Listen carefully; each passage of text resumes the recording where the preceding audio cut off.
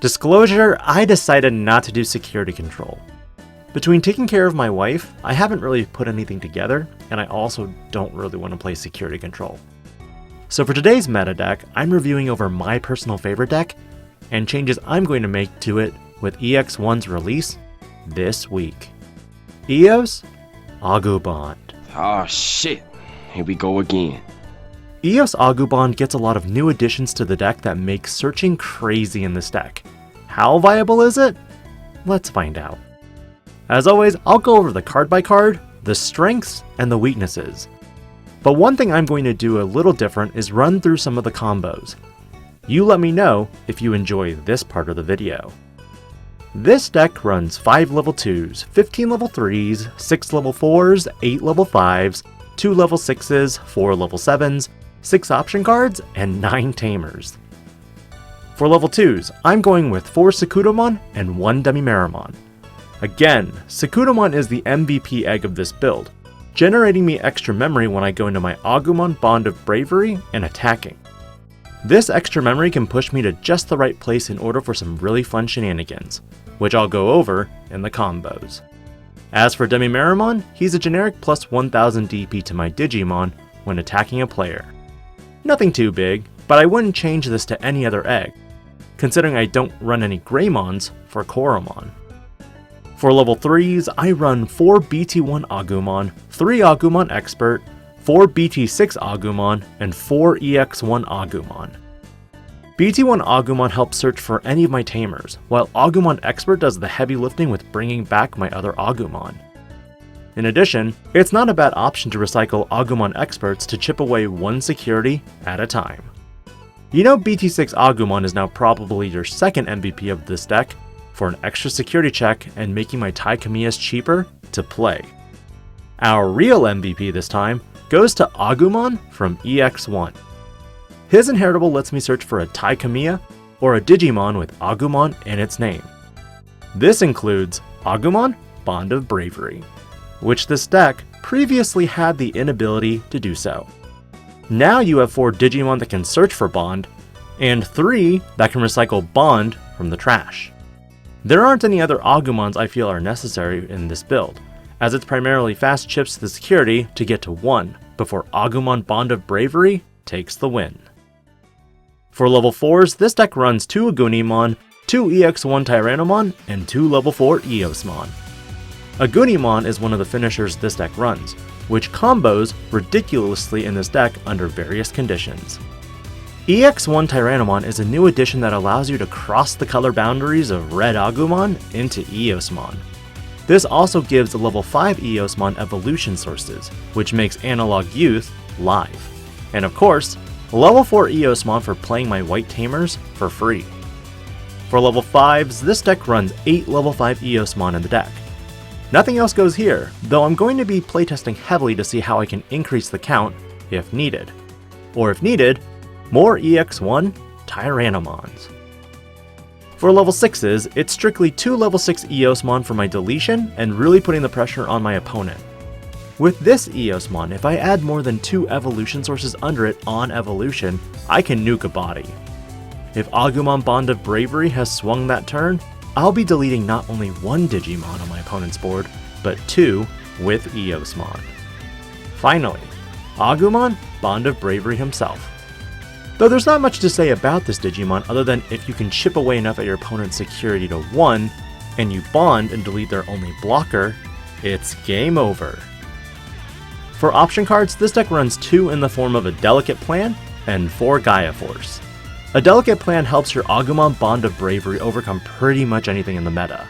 With the restricted list going live in a little over a month, Omnimon's Zwart may or may not be as prevalent, but win rate 60% is still something I'm looking forward to testing. As for Gaia Force, it just kills about anything that's not Craniumon protected. Finally, 9 Tamers in the form of BT6 Tai Kamiya, 3 Manoa Bellucci, and 2 Analog Youth. Tai is there to trigger your Bond evolutions once per turn, so if you wanted to do it twice, you need 2 Tais. Tai also gains you an extra memory and a card draw when you push a Digimon with Agumon or Greymon in its name to the battlefield. Manoa Bellucci is your memory tamer that sets you to 3, and assists in searching for your tamers and Eosmon. And finally, the new addition to the deck, Analog Youth. Analog Youth has a lot of neat tricks in this deck, and to fully explain how Analog Youth makes this deck really fun, I'm going to walk through several combos. If you have Manoa Bellucci and Tai Kamiya with an Agumon and Raise, when you push that Agumon up to Raise, you'll gain an extra memory, putting you to 4. Evoing this Agumon in a Bond of Bravery, you draw for evolution, and trash the 2 cards from the security and go to 1 memory. Next, a Delicate Plan puts you to 0. Now when you swing, if Sakudamon is present, you'll go back up 1 memory. Delete a Digimon, trash a security, and swing for multiple checks. Assuming Agumon Bond of Bravery survives, you are now at 1 memory. If you play Analog Youth, this puts the memory to 1 on your opponent's side, but since Agumon Bond of Bravery is deleted, you can immediately raise a new egg and set the memory to 0 to continue the turn. Evo into another Agumon for 0, then if you have an expert, grab Bond and finish your turn. But let's say you already had Analog Youth out. You could Evo into an Agumon on Tai for finishing the game if needed. Agumon would put it to 1 also, and Analog Youth would proc and trigger to put the memory back to 0. Now you may be wondering what other ways you could put the memory to 1. Maybe you don't have a Delicate Plan, and Sakudamon puts you to 2 memory. No problem, that's why all the Agumons are 3 cost. Tai is also 3 cost, meaning playing him could potentially put the memory back to your side. There are a lot of combos that I've been thinking of with this deck. If you have Manoa with 2 Tais, this guarantees a climb up to Eosmon if needed, by evoing into EX1 Tyrannomon for 2, and going into Eosmon for 3. Now for strengths and weaknesses, the major strengths are the deck can build wide or super aggro. Eosmon is similar to Diaboromon in that it lets you build wide. The difference is, Eosmon is much more vulnerable to option cards like Javolt Schwarmer. Diaboromon is more susceptible to DP depletion and red effects. As for weaknesses, blockers, Craniamon, the usual stuff. Blockers tend to give this deck a hard time, but at the same time, the meta suggests that most individuals are playing super aggro right now, which, when it comes to a race, this deck can bring it. Keep in mind, in my previous build, it became a concern when my hand started running low. But with EX1 Agumon, I can now add Tai Kamiya or Digimon with Agumon in their name for raising. In conjunction with EX1 Tyrannomon, I can now bridge the gap to Eosmon in order to swing with a level 5 Eosmon, and play an Eosmon, dig from the top 3 for a Tai or Agumon, then trigger Manoa to dig for an Eos or another Tamer. This deck is not linear in evolution by any means, and tentatively I expect this deck to be super fun to play with.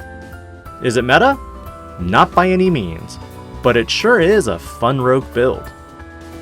What do you think of the upgrades to Eos-Agubond?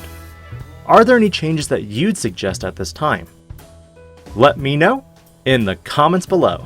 And if you enjoyed the changes also to the deck profile with combo walkthroughs, let me know as well. And finally, if you enjoy my content, do consider subscribing to the channel and hitting that notification bell. This is Digi-Panda, logging out.